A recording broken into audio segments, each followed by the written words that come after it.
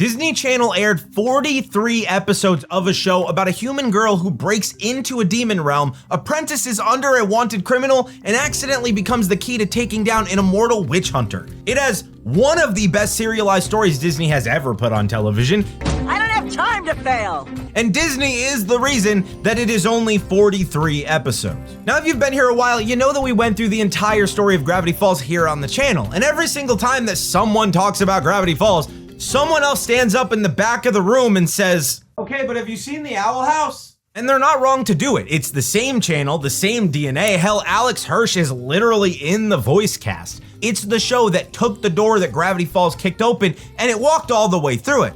It's got a long-running mystery, actual continuity, characters who grow up and mess up, and a romance that Disney had never let a show do before.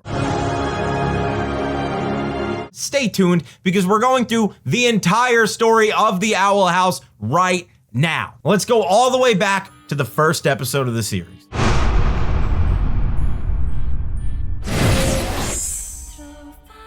Now our story kicks off in Gravesfield, Connecticut of all places, with a teenage girl named Luz Noseda, absolutely torpedoing her own book report. She bought live snakes, there were fireworks involved. Now Luz is a sweet, creative, and fantasy-obsessed kid whose imagination is about 3 times too big for her town. And her mom, Camilla, has watched one too many parent-teacher conferences go up in literal smoke. So Camilla makes the hard call. Luz is going to reality check summer camp. 3 months of learning to put the fantasy novels down and be normal. Normal. Hold on to that word. This entire series is a machine built to dismantle it. While waiting for the camp bus, Luz sees a tiny owl creature scoop up her most prized possession, her copy of The Good Witch Azura, her comfort series, her whole personality, in paperback form. She chases the little gremlin, ends up at a rundown house in the woods, follows it into an abandoned house where a glowing door unfolds itself out of thin air, and she steps on the other side right through it into a different world. And here we enter the Boiling Isles, a sprawling fantasy realm built on a literal skeleton of a dead god called a Titan. The islands are its ribs, the forests grow out of its spine, it rains boiling water. Everything here wants to bite you, curse you, or sell you something cursed that bites you. I need you to understand that the background art in this show is doing constant, unpaid comedy work. There's a house made of a giant skull in almost every wide shot, and the show never once points it out. Then we get to the Owl Thief, and it works for Eda Clawthorne, the Owl Lady. I'm Eda, the Owl Lady, the most powerful witch on the Boiling Isles. Professional con artist, seller of human garbage as exotic treasure, and the single most wanted criminal in the realm. She's joined by King, an adorable dog-sized demon skull thing, who claims to be the mighty king of demons and demands to be feared.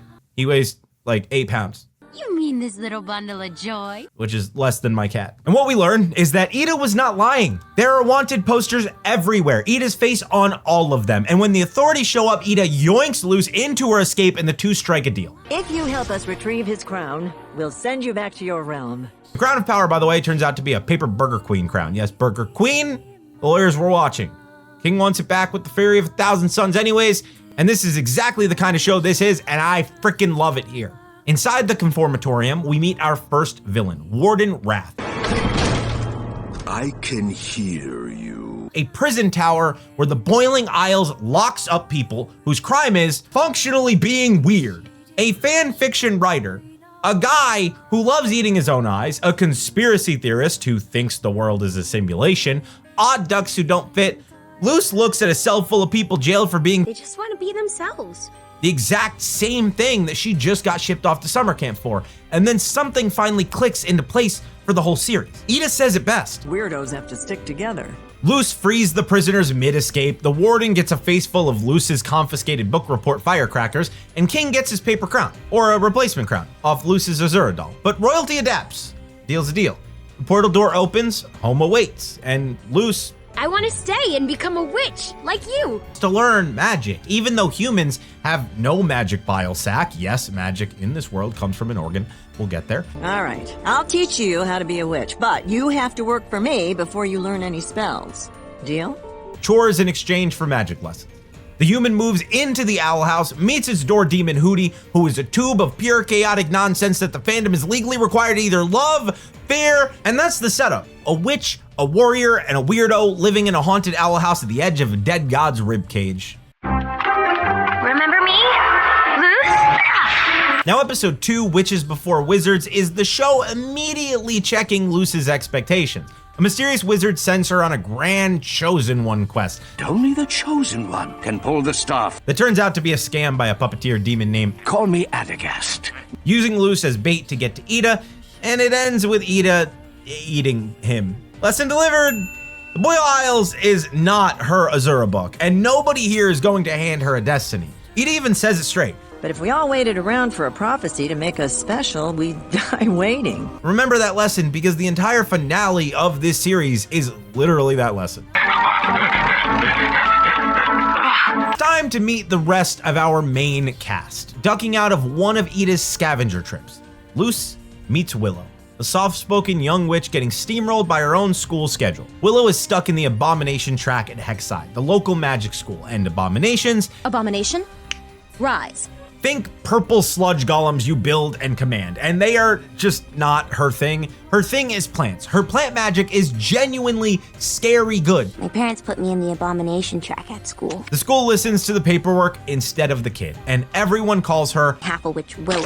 This show has a lot of opinions about what schools do to kids who don't fit the mold, and it is not subtle about them whatsoever. Now, with Willow comes Gus, a tiny hype man who is obsessed, and I mean obsessed with humans. President of the Human Appreciation Society, self-appointed human expert, he takes one look at Luz, an actual real human, and ascends.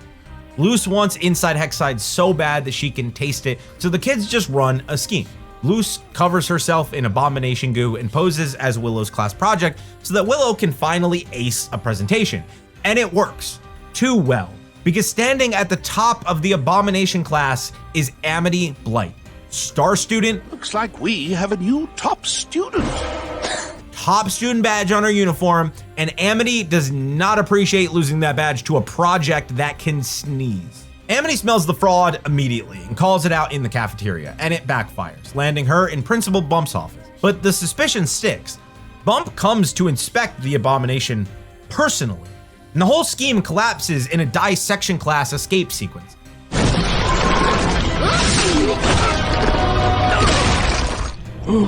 Luz gets banned from Hexside before she's even enrolled, classic Luz, but the fallout lands soft in one place.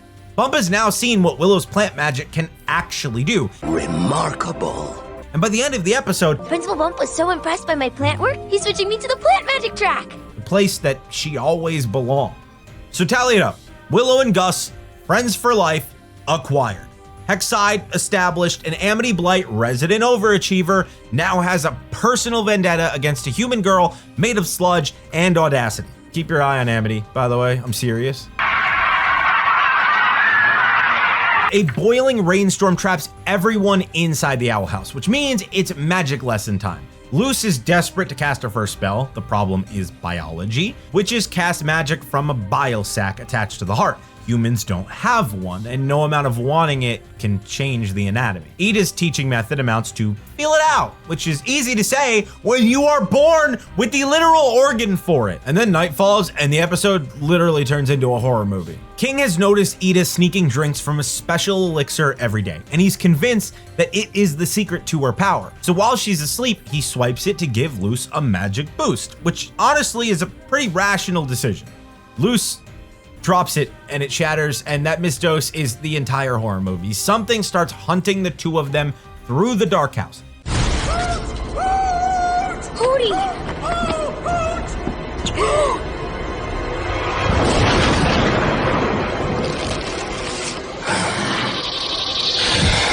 Something huge, something with feathers, talons, giant black eyes.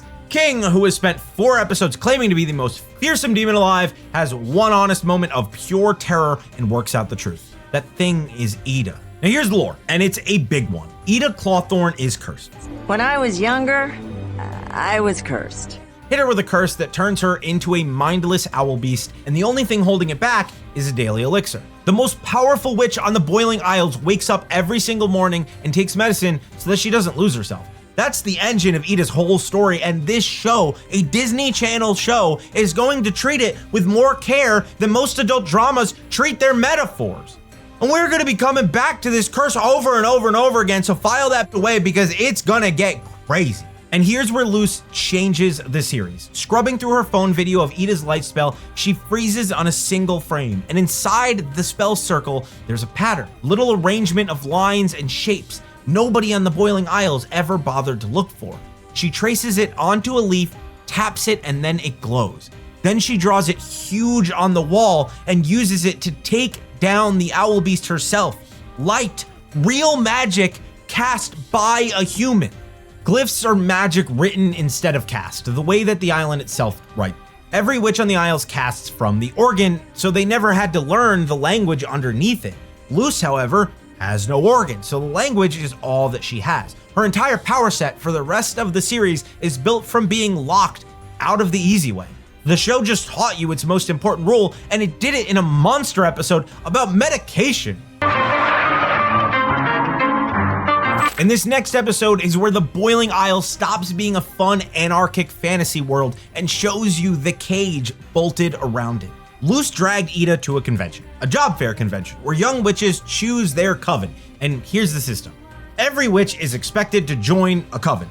Bard, healing, plant, potion, beastkeeping, illusion, oracle, construction, abomination. When you join, you get a sigil branded on your arm, and that sigil seals away every other kind of magic you have. Forever. You are born with the entire rainbow of magic, and the system hands you a pair of scissors and says, pick one color and the rest. And at the top of the pyramid sits the Emperor's Coven, the elite of the elite, the only witches allowed to keep all of their magic, in service of Emperor Belos, the man that this whole system answers to. Say that name out loud, Belos. First mentioned in the series, dropped in the episode's final scene. Remember that name. Now, witches who refuse the system, like Eda, are wild witches, criminals by definition. That's why her face is on every wall in the town. It is never about the scams that she was pulling. It's just that she will not join. So headlining the convention is the Emperor's Coven's leader herself, Lilith Clawthorn. Poised, precise, the establishment, a sharp silhouette.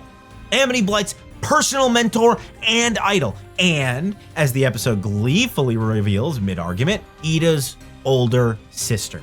The most wanted wild witch on the Isles and the head of the Coven hunting her are siblings, and their whole dynamic is 20 years of family group chat passive aggression with magic attached. And the plot is simple. Luz and Amity collide again. Egos flare and it escalates into a formal witches duel, sealed with an everlasting oath. Both mentors cheat. Eda rigs the arena with traps. Lilith rigs Amity with a power glyph stuck on the back of her neck, her own protege, juiced like a chess piece without her knowledge or consent. I didn't know! Amity, wait.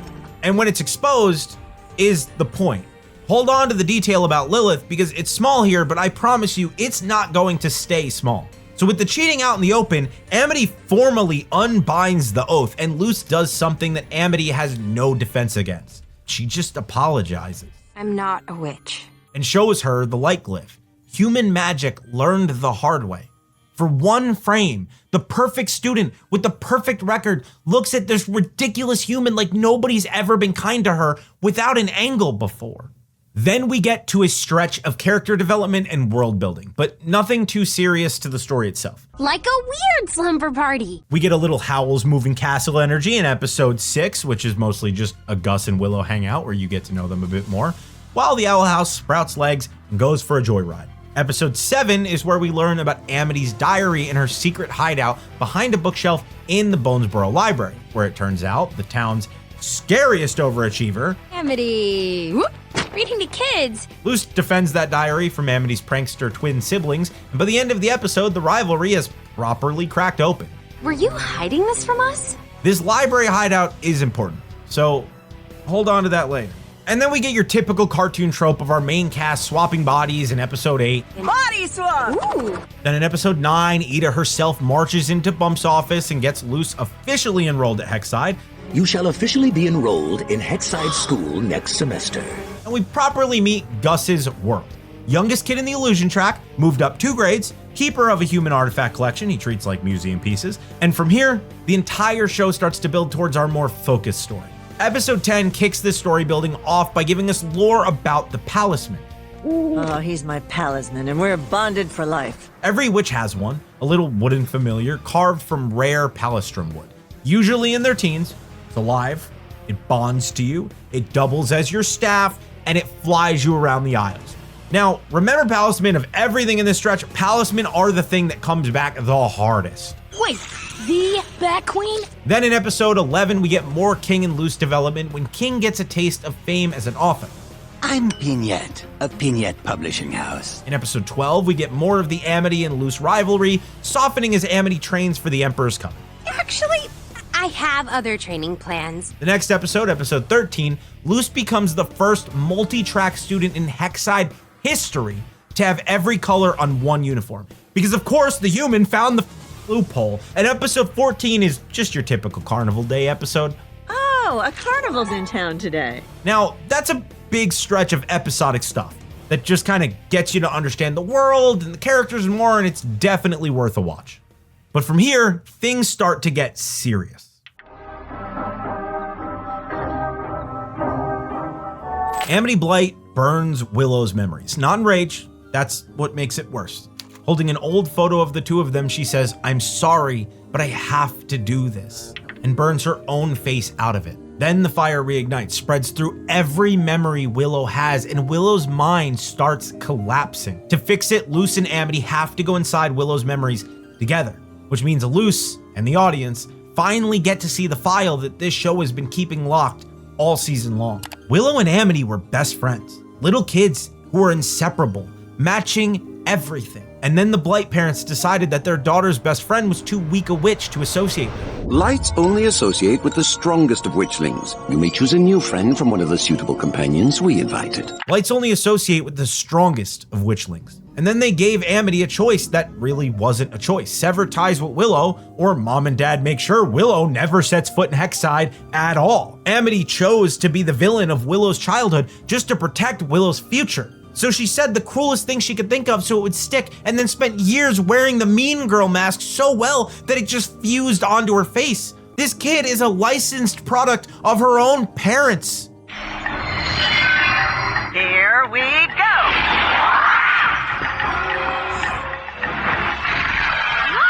Now, when we're inside the memory world, inner Willow, the gatekeeper of her memories, reduced now to pure anger, hunts Amity specifically, burning every moment that she ever touched because Willow's pain is not obligated to accept anyone's tragic backstory as an excuse. And the episode doesn't hand Amity a clean redemption either, it hands her a start. She apologizes with a line that reframes her entire character. Willow, you were never too weak to be my friend. I was too weak to be yours. And the terms of whatever comes next belong to Willow, which is exactly right. I can't say we're friends, but it's a start. Now, this is the episode where the show's whole thesis about Amity locks into place, and it's why I told you back in episode 3 to keep your eyes on her. Every awful thing she's done is a straight line back to Odalia and Alador Blight. Keep those two names handy. The show is not done with them, not by a mile, I promise you. Hexside has a prom because it's the Boiling Isles. Prom is a monster. Every year, a creature called Grometheus the Fearbringer stirs under the school, and every year, one student is crowned Grom royalty, which sounds like an honor and is actually just a draft notice. You get formal wear, a tiara, and the job of fighting a shapeshifting horror that becomes your worst fear in front of the entire student body. This year's pick is Amity, and Amity, who duels Emperor's apprentices for breakfast, is terrified. Not of a monster, of what the monster will show everyone. She's got a note in her hand asking someone to Grom, and she would rather fight God than let that note be read out loud.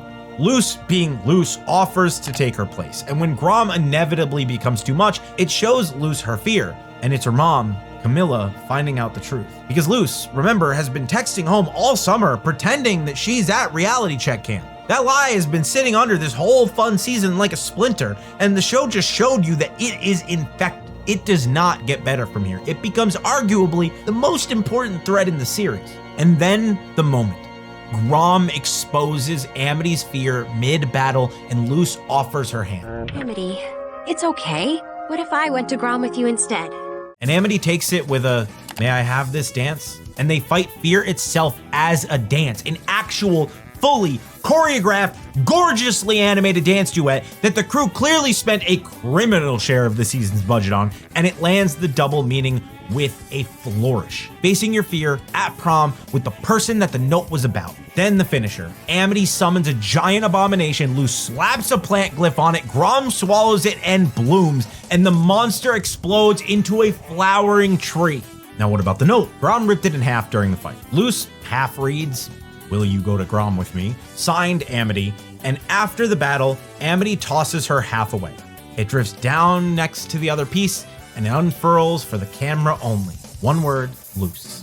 Yeah, that's canon on Disney Channel in 2020. We're not gonna make a whole thing of it right now because the show doesn't either. It just plants it and lets it grow like Willow was standing there. But this episode is the moment fandom history got made, and the story from here treats Luz and Amity as its slow burning heart. And I think the best part about it is that it's not treated like it's some big crazy thing. It's treated like any other romance in any of these cartoons. Think Danny Phantom and Sam Manson. It's just kind of there.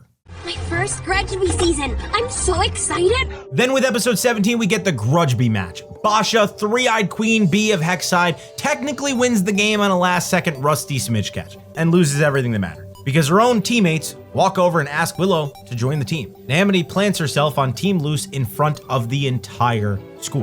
You just destroyed your social life. No, I think I made it better. And this all happens right before we get back to the main story. And then with episode 18, we open with a fun one. It's a field trip to the Emperor's castle. I mean, what could possibly go wrong? Now, this is the episode where Emperor Belos stops being a name on a poster and walks on screen. And the show's villain problem is solved forever in about 90 seconds. He barely raises his voice, he barely moves. Golden mask, one glowing eye behind it, a voice like a sermon in an empty church. And in one scene, Luz witnesses through a keyhole, a guard delivers a palisman to him on a tray. It's like room service, basically. A living palisman. Somebody's little wooden friend. Belos just snaps its head off and pours the glowing green essence inside of one of the eye holes of his mask. And the show doesn't explain it. It just lets you sit with it. The man who built the Coven system, the man who decides what counts as legal magic, privately eats souls. Every alarm bell in the series is ringing and the characters can't even hear them yet. Meanwhile, Luz is running her own secret mission. Eda's curse is getting worse. The castle's relic room holds a legendary healing hat, and Luz decides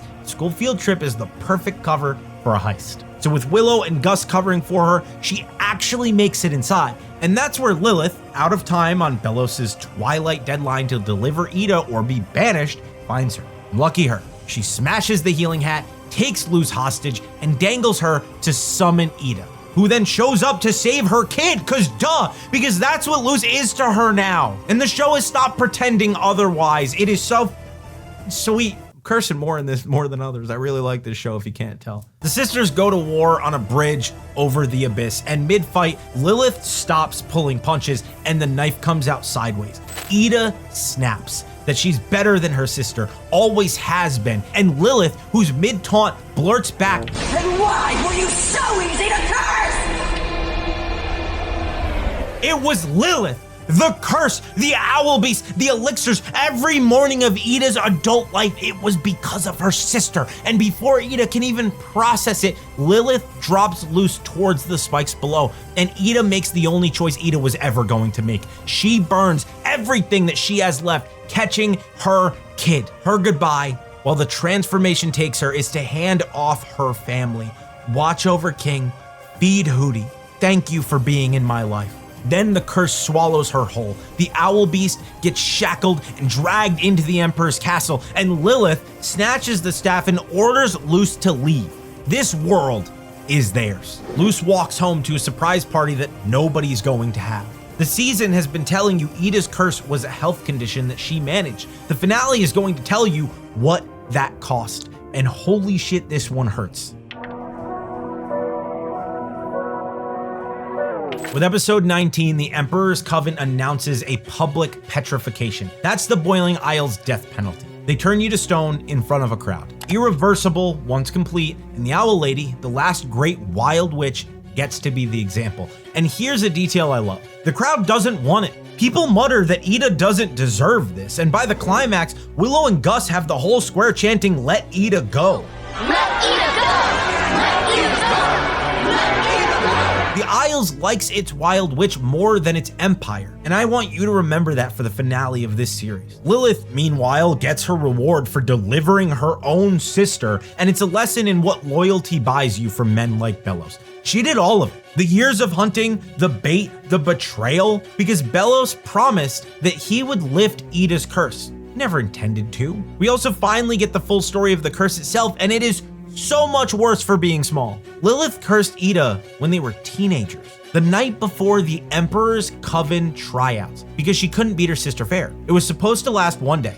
It has now lasted their entire lives. There's no grand evil in it, just a jealous kid, one bad decision, and decades of consequences that nobody, including her, could take back. Luz and King's infiltration plan is the most them thing imaginable. They get themselves arrested on purpose, step on the grass, get hauled into the conformatorium, break out from the inside, and meanwhile Lilith, learning from Belos' own mouth that he never intended to heal her sister. Don't be so naive, Lilith. This is the Titan's will. Don't be so naive, Lilith. This is the Titan's will. She walks out on the Coven she gave her life to. She chases Luz through the still open portal, and there, standing in the human realm she's never seen, hands over Eda's staff. Owlbert chooses to help the kid. So does the traitor. Then the throne room. Luz Noseda, human, armed with paper glyphs and audacity, squares up against Emperor Belos himself. It's not a fight. I need to be clear about how much this is not a fight. He deflects everything she has without even standing up straight. Though she does chip his mask, and he touches the crack like it personally offended him. And then he names his price. If she wants her mentor, she hands over the portal to the human realm. So Luz makes a trade, and then she plays the card that she'd already palmed. The door is covered in pre-planted fire glyphs, and as they leave, she triggers every one of them with the staff. I may have lost, but so have you. The door burns. If a way home has to exist, she'll find another one. This kid burned her ride home on principle in season 1. So now at the petrification stage, the resistance is a bunch of children and one defector. And it's enough. Lilith helps Eda resist the spell mid-petrification, Luz jams the machine with a plant glyph, and King gets his moment of glory, forcing Kikimora to shut it down. And afterward, back home in front of the Owl House, Lilith makes her first payment on a debt that she will now be paying the rest of the series. With this spell declared, let the pain be shared. A pain-splitting spell. Half of Eda's curse into herself. Forever. It doesn't undo anything. It's not redemption. The show knows the difference, which is why it works. And the dust settles like this. Eda is herself again, and her magic is gone. Not weakened, gone. She draws a spell circle and it crumbles into dust. The most powerful witch on the Boiling Isles now borrows light glyphs from her human apprentice, and the show plays it as both devastating and weirdly hopeful, because Eda's response is basically worth it. Lilith, wanted by the Coven she used to run, moves into the Owl House. Belos, in the final scene, stands over the charred wreckage of the door as it's pierced back together in a new winged frame. The day of unity is almost upon us. First name dropped of the phrase that owns season 2, and Luz records a video message to her mom that she can't send, promising she'll find her way back, while staying, by choice, with her weird little found family. And that's season 1. A witch, a warrior, a weirdo, a reformed war criminal aunt, and Hootie. Password, please! And like I said earlier, I love the show, and I specifically love that its first season finale ends not with a power-up, but with a 14-year-old destroying her own way home just to spite a fascist. That's the show. That's like the entire show in a single image. It's just a 14-year-old being like, "You fascist!" Like, come on, that's amazing.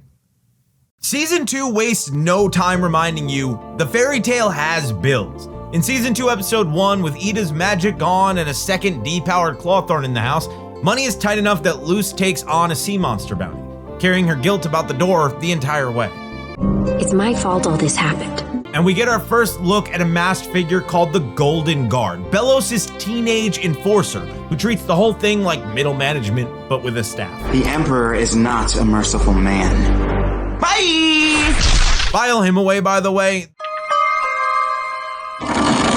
Then we get to episode 2 of season 2, and it introduced us properly to Amity's parents, and oh my god, Odalia and Alador Blight run Blight Industries, home security, but they specialize in weaponry. And when Odalia decides Luz and her friends are bad influences, she pressures Bump into expelling all 3 of them. These 3 are bad influences and must be executed. Luckily, Luz cuts a deal to be the living target dummy in Odalia's weapons demo to win re-enrollment. Amity then hijacks the demo and publicly extorts her own mother into honoring it. Let my friends back into Hexside, or else your precious investors will watch me rip this thing apart bit by bit. And when Odalia privately tries to weasel out, it's Alador who makes it stick. And a Blight always upholds their end of the deal. Now, every scene with Odalia Blight is an episode of Dateline waiting to happen. And the tag scene, well, the Golden Guard confiscates the Blight product line because Belos, quote, Emperor Belos doesn't take kindly to citizens making a private army. remember the weapons company? Because holy crap, does it matter later. But from here, the season gets to its real business, and its real business is King. In episode 3 of season 2, Echoes of the Past, King has spent the entire series claiming that he is the king of demons. I was once the mighty king of demons. Dethroned and biding his time. And in this episode, the show finally asks the question that it's been dodging. What the hell is King? The king of what exactly? Because it's Lilith, resident history nerd, who says the quiet part at breakfast. Historically, demons have never been united under a single rule until Belos. There's no such thing as a king of demons. There's no such thing as a king of demons. So King drags Luz and Hootie, Porta Hootie, do not ask, it's horrifying, out to the Uncharted Island where Eda found him as a baby to prove that his crown is real. Lilith and Eda follow along too. What they find is not a throne, it's a nursery.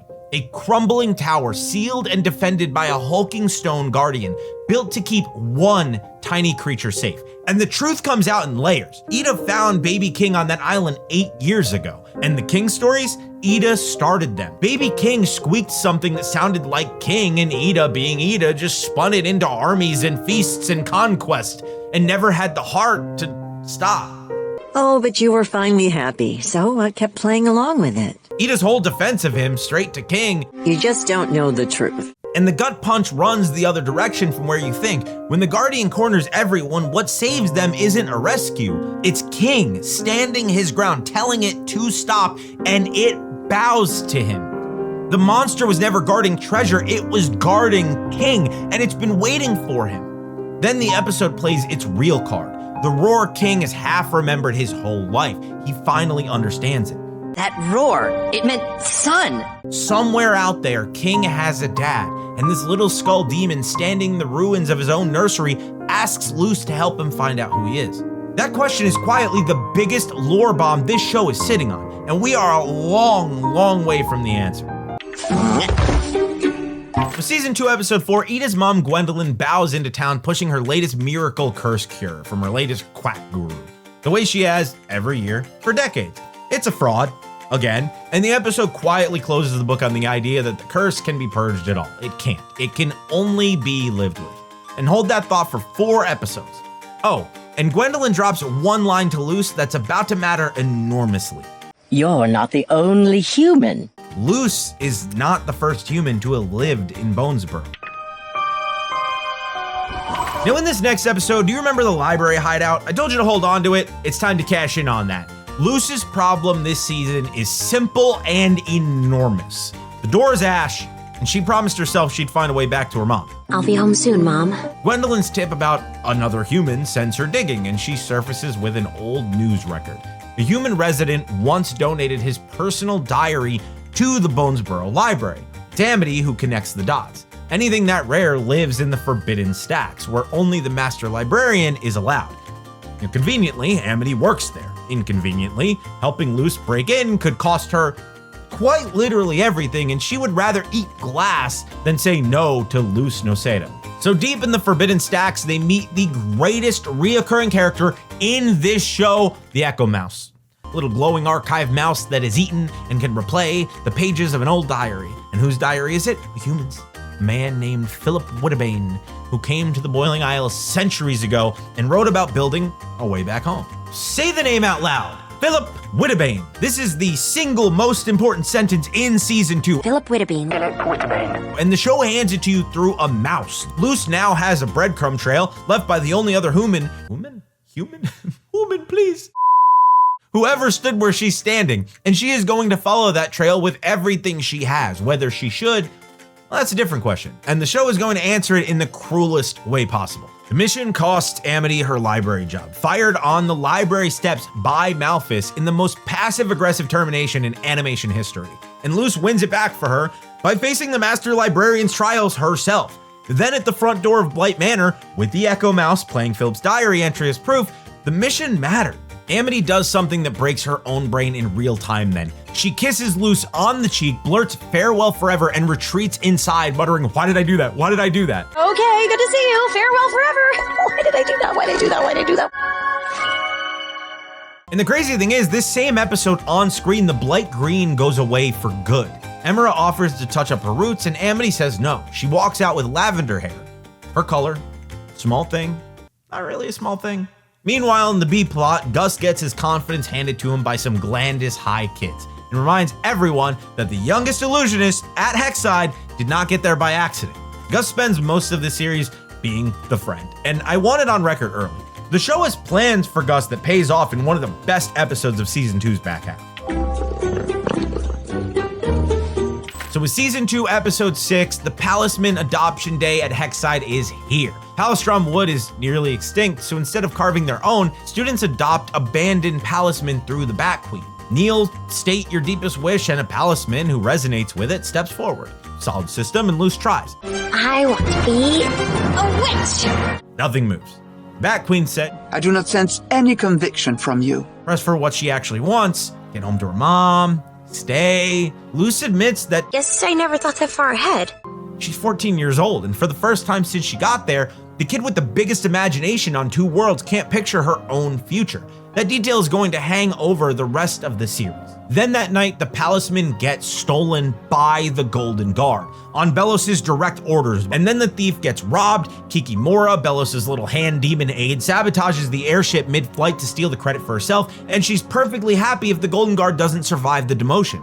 Luz stowed away, and this is where the mask finally comes off. The Golden Guard is a teenager named Hunter, Belos' right hand, his errand boy, his, and the show is very deliberate about this word, his nephew, a stressed, overachieving, deeply weird kid who talks like an HR memo and has clearly never had a friend in his entire life. Are you licking my hand? I'm trying to help you. Why should I believe you?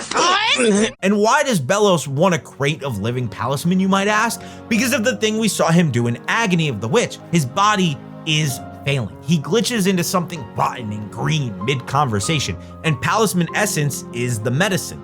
The man runs an empire on the slogan that wild magic is evil, and he treats himself with the distilled souls of wild magic's cutest byproduct. Now, the hypocrisy is not subtext, it is the text. We just don't have the why to that yet. So Luz and Hunter crash land together, and for one night on a rooftop in Latissa, it's the good trope. Enemies stuck talking, and for about 10 minutes, they're just two weird kids. They bond over glyphs and a banned book on wild magic, and Hunter keeps flinching. Because in his world, wild magic is the family trauma. Our family is gone because of wild magic. But something lands. When Kikimora closes in, Hunter defends Luz from her directly, and he let the human escape with every stolen Palisman. And then the episode does my favorite quiet thing in the whole season. Back at the castle, one Palisman comes back on its own, a little red cardinal, flying into Hunter's room, choosing Hunter. The Bat Queen's blessing on the way out says it all. You found someone after all this time. Go then. The kid who works for the man who eats these things gets picked, unconditionally, by one of them. He hides the bird from Belos, and then this cardinal, he'll get the name Flapjack a few episodes from now, proceeds to become the single most important bird in Disney animation history. I'm not elaborating it, the show will. Now, before the next big one with Season 2, Episode 7, Eda's Requiem, it hands us two pieces that we absolutely need. One is Rain Whispers, incoming head of the Bard Coven, Eda's old flame and a landmark character, wildly covered as Disney's first prominent non-binary character. Rain is quietly running a rebel cell of The bards against the throne. aka the Bats. Yes, the Bats. They're very proud of the acronym, by the way, because from the inside, they've seen enough. 2, the episode ends with the Bats rounded up and Rain captured, sedated with orders to keep them Live and well for the Day of Unity. Rain matters enormously later, so do not forget them. Also, King, mid-episode, ambushes Eda with paperwork he already filed. He legally changed his name to King Clawthorn. Now we're connected for life, and there's nothing you can do about it. Then Eda sobs like a faucet, and that just got me. I could not watch Eda cry. It really messed me up, dude. Oh, it's too good. It's too good. That is really good. Oh my god, did we just get a quadra tear up? And the boys get together and cry together.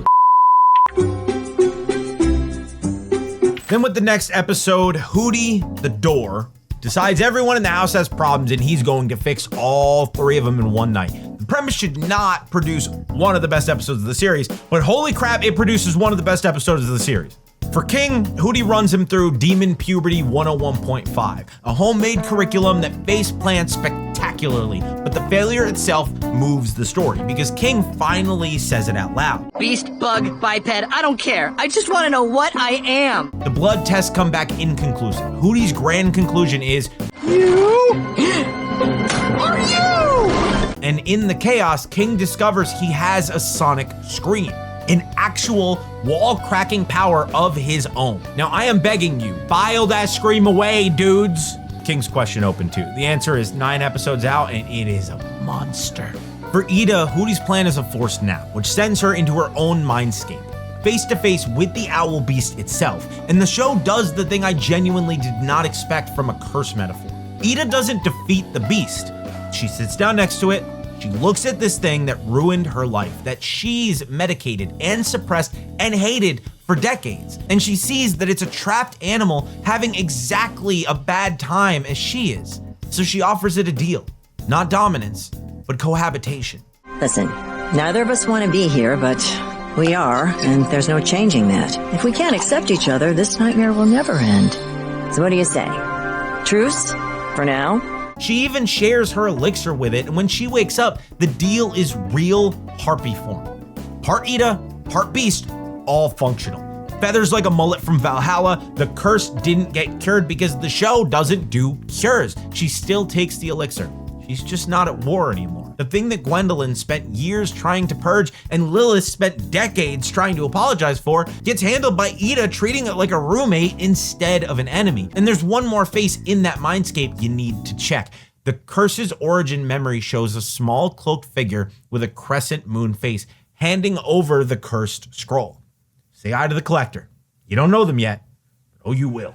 As someone who'll be managing my own brain chemistry until the day I die, yeah, this one is mine. This is my episode. Sue me. And the third guest in Hootie's care tonight, Amity didn't come over. Hootie abducted her. She emerges from an owl pellet in the basement, which is the single most Hootie sentence I will say today. He then throws her and Luce into a homemade tunnel of love, which is exactly as horrifying as a tunnel built by Hootie sounds. It is a disaster. They flee, and in the wreckage, both of them are tripping over every word, and Amity blurts it first. Do you want to go out with me? Oh, I was so ready. Because she had been building up to ask, so Amity, glowing, lets her. Amity, Blight, do you want to go out with me? Yes!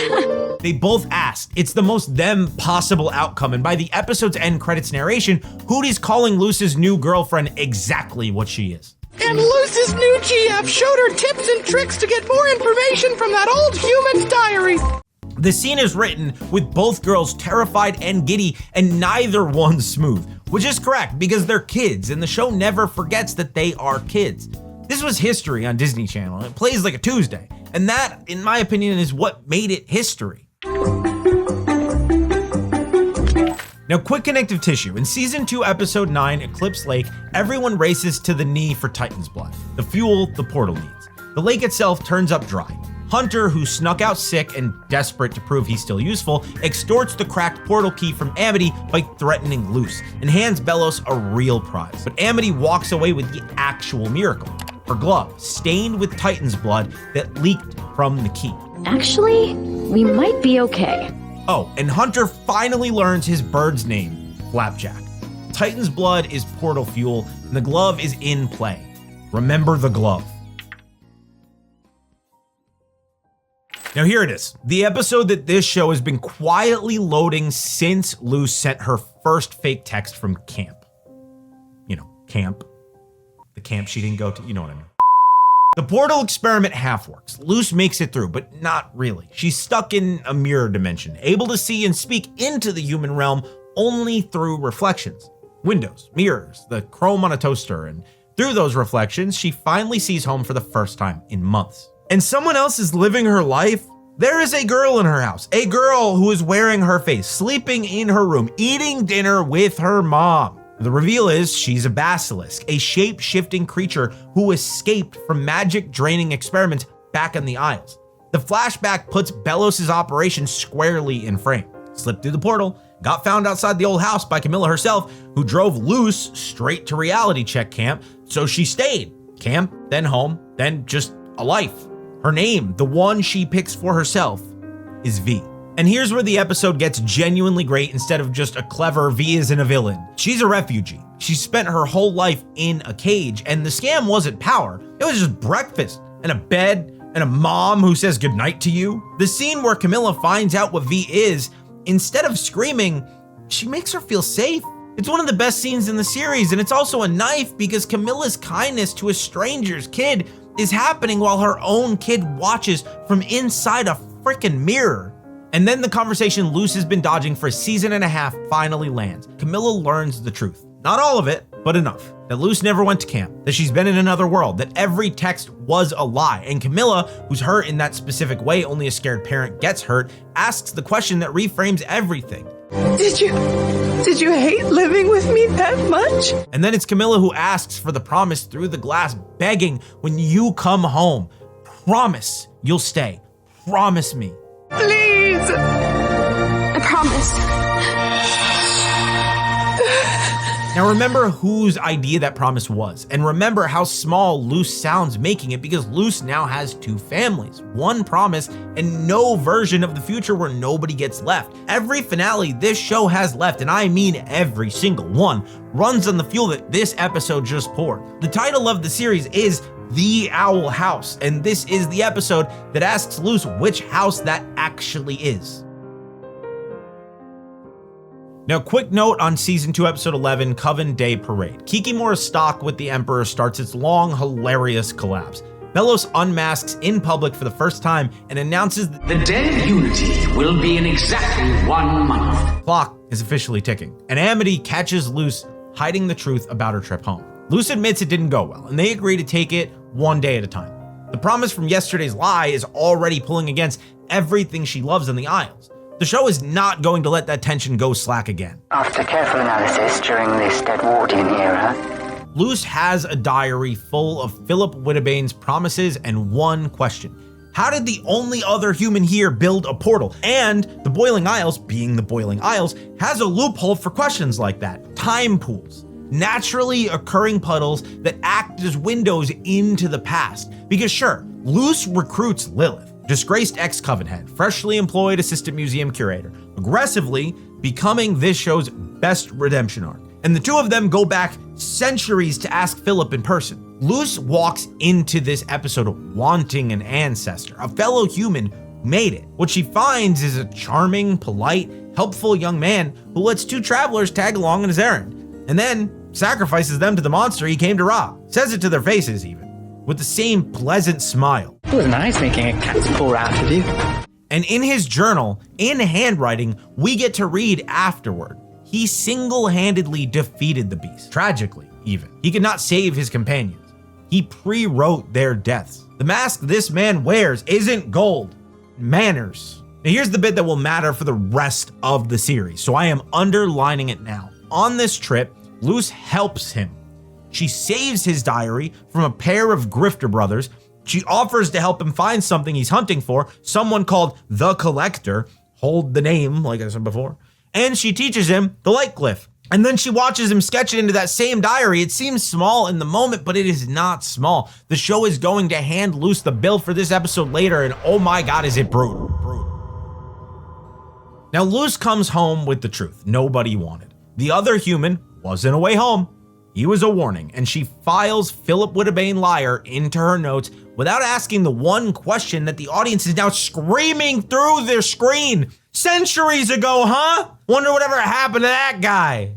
Now, 3 quick stops on the way to the answer because the kid's side of the board is assembling. In season 2, episode 13, Hunter shows up at Hexside to recruit for the Emperor's Coven and accidentally commits friendship. Willow drafts him onto her flyer derby team, and the Golden Guard of the Emperor's Coven now has a team photo hidden away like contraband. In season 2, episode 14, Amity and her dad Alador finally have it out, and the first real crack runs through the Blight family machine. While Luz quietly carries the anniversary of her father's death, and Amity learns to just be there for her. Then in season 2, episode 15, that takes us back decades to young Eda and young Rain meeting at Hexside, the friendship that everything in the rebellion plotline grows out of. Connective tissue is all of it, and every thread is about to get pulled at once. We're in the Emperor's mind! So, come with me, deep breath on this one. This is the one. The rebels have a plan to hit Belos inside his own head, a mind invasion potion, and it goes catastrophically sideways when Luz tackles Hunter mid-argument. He steps in the vial, and the two of them together, which is its own problem, get dropped into Belos' mindscape instead of the rebels. The outer halls are a gallery, every painting a memory. Heroic Belos, benevolent Belos, Belos the Titan's chosen. And as they walk deeper, well, the paintings stop matching the brochure. A painting of Belos staging an attack and blaming wild witches. A painting of sigils being tested on witches, draining them. Hunter keeps explaining them away because he has to, because this is the only parent he's ever had. And a scared little kid in a golden mask keeps appearing to guide them deeper and deeper. Then they reach the deep mind, and the paintings will not stop confessing. The man's whole history is down here. A human boy from centuries ago, a witch hunter, the stranger from the time pools with the pleasant smile and the diary. Do me a kindness and call me by my real name. Belos is Philip. The Empire is a gallows. It was a genocide machine the entire time, because that's the other confession in the Deep Mind. The Day of Unity, the draining spell, the Coven sigils, the brands on every law-abiding witch's arm, the system that every kid at Hexside is being herded into. They're not an organizational chart. They are a kill mechanism. On the Day of Unity, the sigils activate and drain every branded witch at once, as Luz pieces it together out loud. He wants to wipe out all life in the demon realm, and the sigils help him do it. A 17th century witch hunter has spent 4 centuries building the infrastructure to finish the job, and Hunter gets his own exhibit. In a clear standing rows of broken golden masks, every previous golden guard. And the truth Belos spits at him when the mind itself turns hostile. Hunter is a Grim Walker, a creature grown to be the copy of someone that Belos lost long ago. Out of all the Grim Walkers, you look the most like him. An old friend is all Belos will say down here. Every golden guard before Hunter was the same experiment, and every one of them ended in a broken mask. The nephew was never a nephew. He's the latest draft. The kid finds this out in real time, standing next to Luz inside the head of the man who grew him. And that scared little kid in the mask who's been guiding them the whole time, that's Belos too. Inner Belos, wearing his own childhood like a costume, hurting them exactly where he wanted them. And cruelest of all, replaying Luz's own memories from the time pools. The helpful stranger, the light glyph, her guilt from elsewhere and elsewhen stops being a footnote right here and becomes the thing she carries for the rest of the series. The belief that she, personally, helped Philip Wittebane become this. Now they make it out because the cavalry outside never stopped working. Eda and King burn the last of the Titan's blood on Amity's glove to power a return spell, with a teleport potion smuggled in by the disguised rebels. Hunter bolts into the night with a 4th century identity crisis, Flapjack chasing after him, and the season stops being a fantasy adventure with dark edges. The clock is running, the Day of Unity is weeks away. The Titan's blood is now spent, and the only people who know what the day really is are frickin' children. I love this show. This is the episode I point out when I say that. Not because it's dark, because it earned the dark. Every single reveal in this episode, Philip, the Grim Walkers, the sigils, it was set up in plain sight across 2 seasons. in episodes that felt like filler but weren't. The diary in the library, the essence in the throne room, the word nephew. This is what serialized animation looks like when a crew is playing the long game on purpose. This is just a and lot then to with take season in. 2, episode 17, and because the show believes in pacing the way a boxer believes in combinations, the very next episode answers the other question, King's question. A lead about King's father takes Luz and King across the sea to a fog-drowned island of Titan trappers, a cult whose entire religion is hunting Titans, in service of a sealed-away master that they call the Grand Huntsman. The trappers wear skull disguises that look suspiciously like a certain little demon. There are Titan skeletons in the surf offshore, and their sacred book is literally titled The Last Titan. And it's Luz who does the math out loud, reading the tells in the trapper's own lore. Always hungry, acts like a monarch, says, wah. You're a Titan, King. He's not the king of demons, he never was. He's the Titan, the last baby Titan in all of existence. As far as anyone on that island can tell, the same kind of being whose dead body the entire Boiling Isles is built on. The little skull guy who sleeps in a nest of stuffed animals is the infant form of a god-scale species this whole world is a corpse of. What actually happened to his father, the island can't tell him. The trappers only guess he was lost in some hunt of yore. That answer is still coming. 2 episodes back to back. Belos is Philip and King is a Titan. The show just flipped its 2 longest running mystery boxes face up in 7 days of airtime, and both cards were aces. And the second one comes with a bonus dangling thread. That sealed away master the trappers worship, there's a snow globe shrine with a giggling crescent-faced child inside. And the trapper's law is that only a Titan's power can free him from his prison. Luz says it herself. Their god is that collector kid, the same face from Eda's curse memory. And we're gonna get more to the collector, I promise you, in season 3. So the board's set now. In season 2, episode 18, the Emperor's Coven moves to brand Hexside students early, and Gus the friend, the hype man, the kid, takes down a Coven head. Adrian Gray tries to mind probe him with an illusion amplifier and gets trapped inside Gus's own memories instead. And the head of the illusion Coven is dragged away whimpering that he doesn't like these memories. This is the Gus payoff I promised you. Hunter, meanwhile, homeless and hunted, his words, his living situation has been compromised. Let's just say that. He gets pulled into the kid's orbit for good and ends the episode telling the whole school the truth. Belos has been lying to everyone, and the Day of Unity is much scarier than they think. And then, season 2, episode 19 belongs to the Clawthorns. Eda spends it pulling a heist with Luz to steal back King's beloved stuffed rabbit, Francois, while quietly falling apart because she has no plan to fix any of this, and King spends it touring the Isles with an ex-scout named Steve. Steve! No, seriously, Steve is a homie, working up the nerve to say goodbye to his dad's memory. Then the episode flips both tables.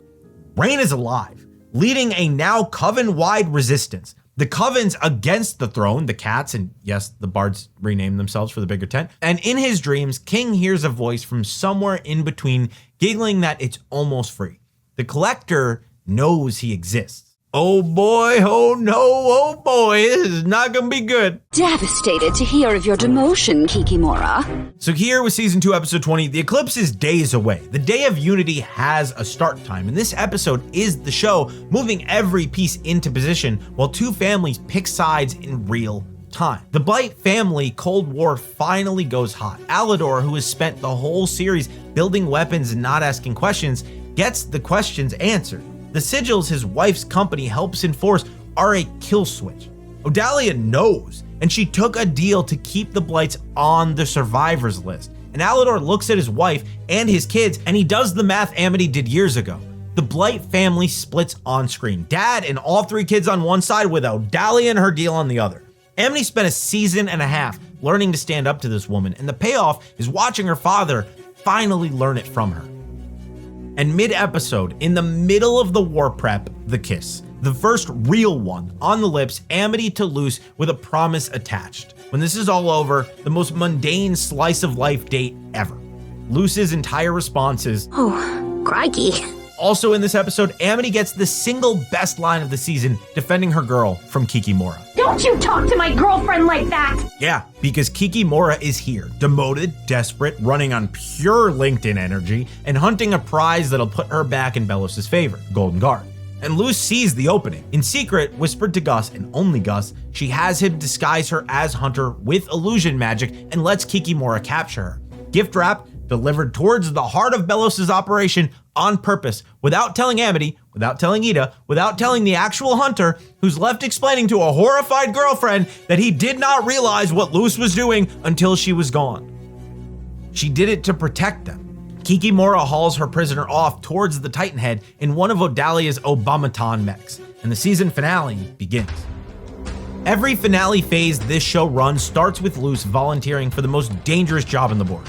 Season 1, she walked into the castle. Now she mails herself in. This kid just never learns, and the show loves her for it, and so do I. So with the finale, the eclipse rises, the Coven heads take their places on the spell platform. Every branded witch on the Boiling Isles is standing under the same sky, wearing the same sigil, and none of them know what it's about to do. This is the episode where the show cashes every check that it has written for 2 seasons, and it doesn't flinch once. The Resistance plan is pure Clawthorn. Rain's sabotage needs a body on the platform, so Eda takes one. She lets herself be branded with a bard sigil to stand in where Rain needs her, which means when the draining spell fires, it fires on her too. And partway through this episode, with the spell weathering her body's arm first, Rain detaches Eda's arm and lets it crumble, pulling the sigil out of the circuit, whispering that I promised a special kid I'd protect you. Eda Clawthorn loses her arm on screen in a Disney show, because the alternative was losing Eda. This franchise's idea of a bloodless fantasy battle leaves marks that don't grow back, and it's a huge part of why the stakes in this show actually feel like stakes. The spell is already firing when Luz reaches Belos above the portal, and Belos, magnanimous in victory, makes her the offer. He'll send the human home out of the collapsing isle. She refuses. He starts to petrify her where she stands, and Luz Noseda, half stone, runs the con of her life. She'll be his guide in the human realm. She'll help him walk into her world. Just spare her friends, and extends her hand to shake on it. He takes it, and the glove she's wearing stamps an Emperor's Coven sigil onto Emperor Belos' own hand. The draining spell doesn't care whose arm the brand is on. The system he built to kill every witch on the Isles starts eating its architect, and the scream he lets out is the first honest sound that man has made in 400 years. Meanwhile, the day comes down to King, face to face with the mirror prison nobody sane would ever open. The Collector, the giggling child god the Titan trappers worshipped, whose voice had been leaking into the season like light under a door. Belos promised to free them, and then he reneged. He'd rather spend his Titan's blood on the portal. Sensing a pattern with this guy, cause it's there, so King makes the deal himself. He offers his own blood, and the Collector, who's delighted, doesn't even need it. No, silly. Just follow my lead. A pinky swear through the glass, that's it. That's what lets the apocalypse out. A pinky swear with a lonely kid. And the Collector comes out, playing. A cosmic child with galaxy-scale powers and the emotional regulation of a sugar-crashed toddler tags Emperor Belos. Amity splatters him across the stones above the portal door and cancels the genocide with a little boop. Not out of mercy, but because it was getting in the way of playtime. 400 years of witch hunting infrastructure undone in 4 seconds by a bored deity, and it is hilarious, and it's also terrifying, and both of those are correct at the same time, because the Collector is probably one of the most insane, I wouldn't call him a villain, but like antagonist, I guess. It's just crazy. Then the Collector looks at the Boiling Isles, claps their hands, and starts rearranging the world into a toy box. The Owl House game King invented as his bargaining chip played at like a planetary scale, and King understands what he has unleashed and what has to happen next. Amity, Willow, Gus, and Hunter came back through the portal for Luz, all of them together, and King looks at his big sister and says he's sorry. Not this time, but he can keep her safe. He tells her he's so happy he had her as a big sister. And then the little guy uses the sonic scream from Hootie's door and blasts every kid on that platform through the portal. The door closes on the Boiling Isles with King and the Collector on one side and 5 kids crash landing in an abandoned old house in Gravesfield, Connecticut on the other. Boiling rain still steaming off their clothes, and the last shot of the season is small and horrible. A fleck of Belos' goo riding on Hunter's shirt, quietly slipping through before the door shuts. Luz is home, exactly like her mom begged her to promise to come home and stay, except with no way back. An apocalypse behind her, everyone she loves either trapped in it or standing in a strange abandoned house looking at her, and a little voice in her head, the one that this show gave her in Hollow Mind and never took away, whispering that all of it, every domino back to Philip, is her fault. That is the season 2 finale. That is the cliffhanger Disney handed to a show it had already cut off at the knees. Speaking of which,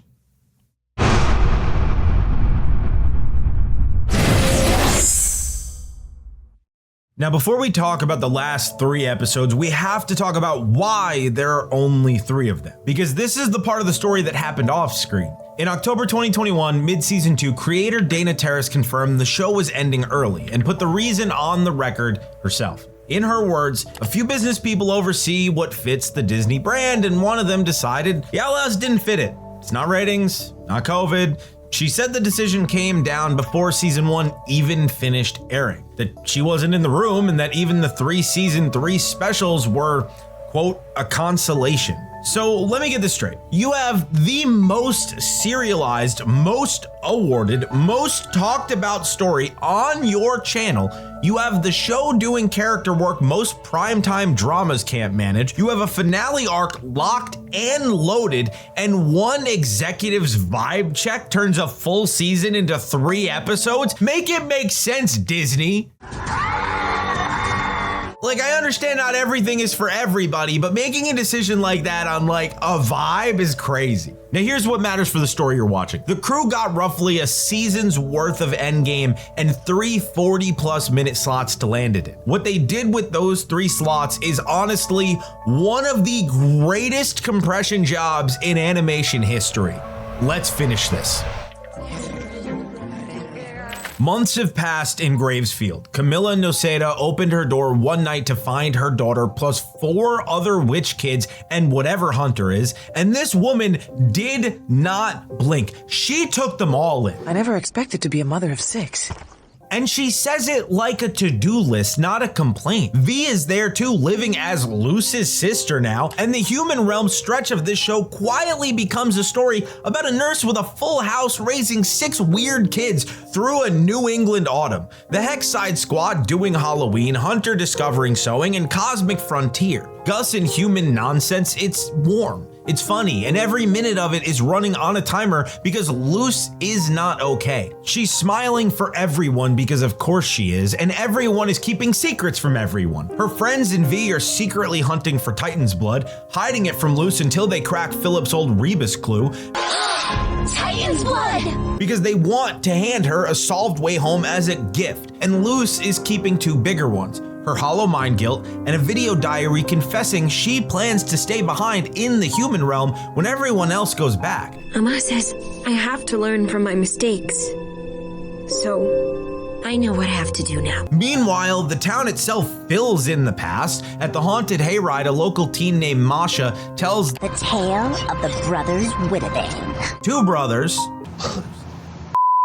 The year is 1613. 2 orphaned brothers arrive in Gravesfield. Their names?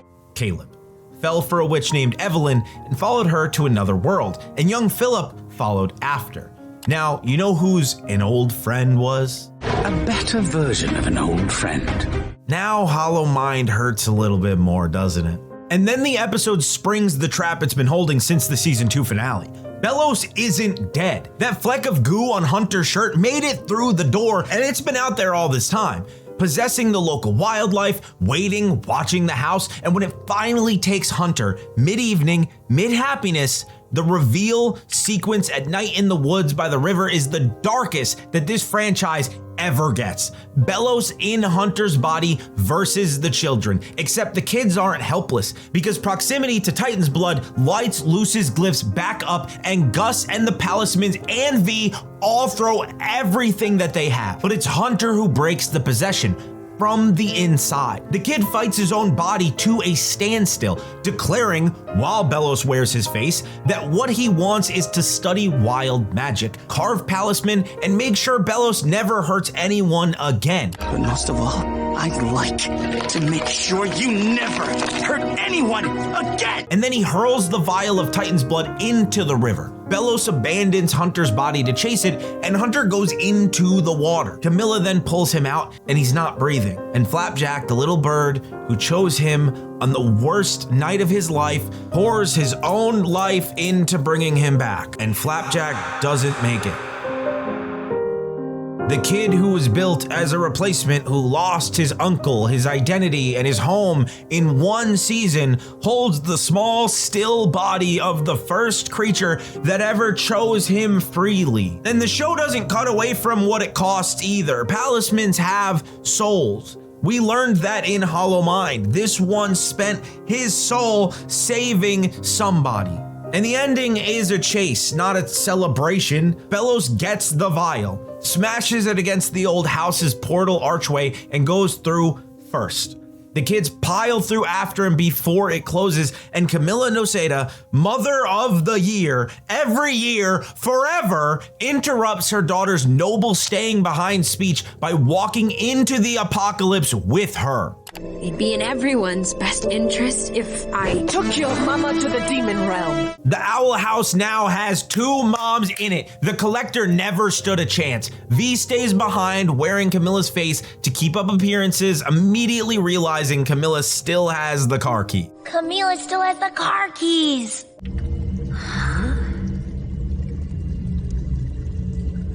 Season 3, Episode 2 opens up with the boiling isles under the Collector, and it is a nightmare drawn in crayon. The archives hang in the sky, the population's been turned into living puppets for an endless game of house, and King is still there, steering a godchild's playtime just to keep everyone alive, even playing pretend. It has consequences. A cranky old witch taught me that. Which he has been doing alone for months. Well, almost alone. He managed to free Lilith and Hootie, who hide out brewing elixirs, and Eda survives in plain sight by standing in the Coven head lineup, pretending to be a puppet, which is the most Eda survival strategy ever animated. Give this tiny titan his flowers anyway. He held the line with patience and bedtime stories. On the ground, the kids find a resistance running out of Hexside. Because you guys are losers! Nominally led by student body president Basha, of all people, who does not want to give the apocalypse back, while a helpful masked guard named Miki whispers in her ear. Miki is Kikimora.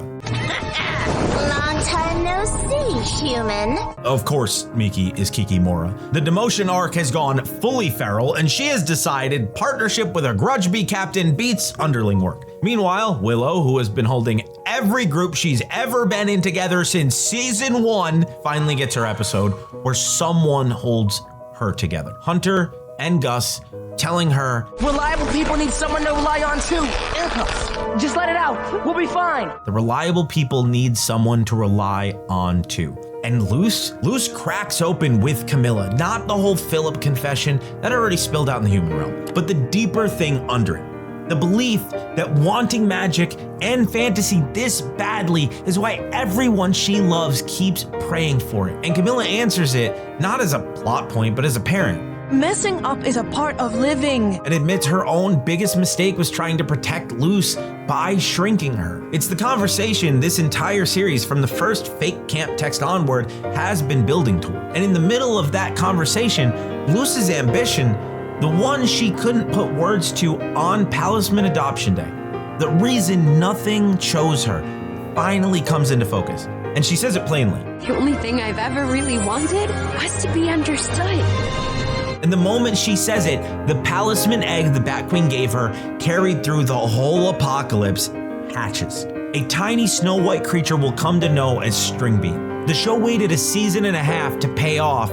Kneel and state your deepest wish. And it lands in the middle of a mother-daughter talk. Dude. Now the episode ends with the Collector's patience with King fraying. I think I want to play a new game.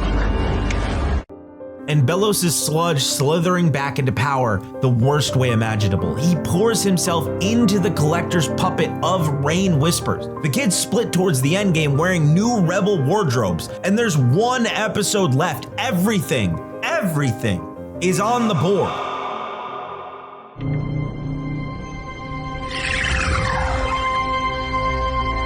Now the finale opens with Luz, Eda, and King waking up inside their own personal nightmares. Luz on Belos' throne, Eda caged in the Conformatorium, King at the Grand Huntsman Shrine, because the Collector has taken them, and the Collector processes feelings via dreamscape. And the show does the thing that makes this finale special.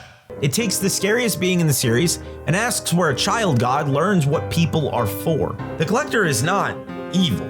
The Collector is a kid who got hidden from, lied to, and then locked away. King's own father sealed them up to protect his egg. Belos promised freedom and then reneged. King lied to, and every game since is a kid replaying abandonment with the whole world as toys. It sounds like anyone else in this show. Does it sound like everyone else in this show? King invented a crown because nobody came back from him. Hunter got built to be someone else. The Collector got sealed in the dark. This series has exactly one villain, and it's what happens to kids that nobody chose. So Luz doesn't fight the Collector. Luz Noseda, who has spent 3 seasons learning that you can't punch your way into being understood, walks a cosmic child through. Essentially, their first honest friendship, while the dream trials chew through her own worst memories. And the crazy part is it's working. The Collector's learning. They're learning because for the first time, someone is teaching instead of using. And that's exactly when Belos, wearing Rain's puppet body, crashes down at the castle and finds the one thing that can end everything. Beneath the throne room, the Titan's heart, still beating. All these centuries, he pours himself into it. The Titan's dead eye lights up blue, and Emperor Belos becomes the boiling Isles itself. Rot spreading across the whole skeleton, the sky the wrong color, and the ground itself hunting the people who live on it. Luz gets one moment. In the space between, in the Titan's own light, she meets him, King's father, the Titan of the boiling Isles, conscious all along in the in-between, watching his son's whole story from the inside of the world. And he can't hand her anything. But I can't give you anything unless you choose to accept it. That's not how any power in this show has ever worked, so why would it now? So he asks, will you choose yourself? Will she choose herself? She does. And the Titan gives Luz what the Isles has been quietly building her toward since a light glyph glowed on a piece of paper back in season 1. His power, the full glyph language from its source. And he sends King a message only a dad this dumb and this perfect would send. I loaf you? He says, I loaf you. Bread pun! Then we have Titan Luz, glowing, antlered. The human girl who couldn't cast one spell walks out of the light wearing the magic of a god. And the show puts every cent it has left on the screen. And with Eda the Harpy, King, and a freed Rain at her side, they tear Belos off the Titan's heart. And at the end, in the boiling rain, the last of Philip Wittebane lies melting into a puddle of his own rot. And he does the most Philip thing imaginable. He begs, reaches out a very human hand, tells them as the rain strips him down that they're humans, they're better than this. And Eda Clawthorne looks down at 400 years of borrowed time dissolving in the weather he spent centuries calling savage, and answers for everyone. Well, we ain't! And she, King, and Rain stomp what's left of the witch hunter into the stone together repeatedly. Rain's review on screen. That was extremely satisfying. Ew, it's on my claws. Absolutely perfect. No notes. Now, the Collector has shown genuine trust at the exact moment that it mattered. It helps restore the Isles instead of ending it, and then goes home to the stars. Invited to come back someday, a kid with a standing invitation instead of a cage. Luz gets the epilogue. 4 years later, the Isles rebuilt, Hexside thriving, Eda, Hook Hand, Harpy Gray, One Arm Short, running the University of Wild Magic as its founding headmaster, which is the most perfect ending any character in the show gets. Lilith curating history at the library, Raven Harpy form and all. Hunter carving Palisman, a little axolotl taking shape in his hands with Willow right there. V and Camilla and the human house full of light. Amity and Luz older, together, unhurried, and the whole cast, both realms, gathering in the rebuilt Owl House for Luz's quinceañera. 3 years late because she spent her 15th, 16th, and 17th birthday rebuilding a world. And because King hijacked the banner to read Quinceañera, because of course he did. The kid who got sent to reality check camp for being too much, standing in a house between two worlds, surrounded by every single person who chose her, in the dress code of her own imagination. And that is the incredible story of the Owl House.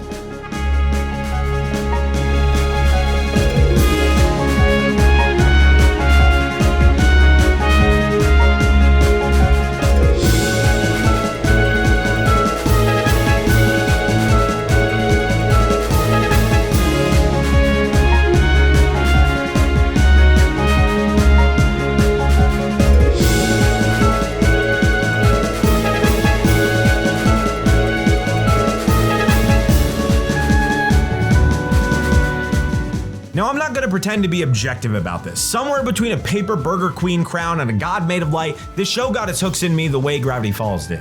And I came into it late. I did have to wait for season 3, and oh my god, did it suck. But I loved every single minute of it.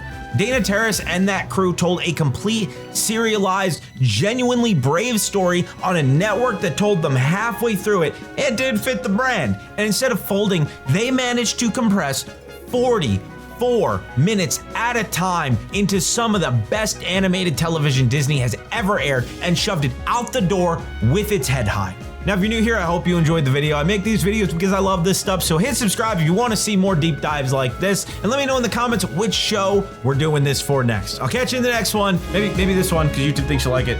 Hey, click it. Do it. I dare you.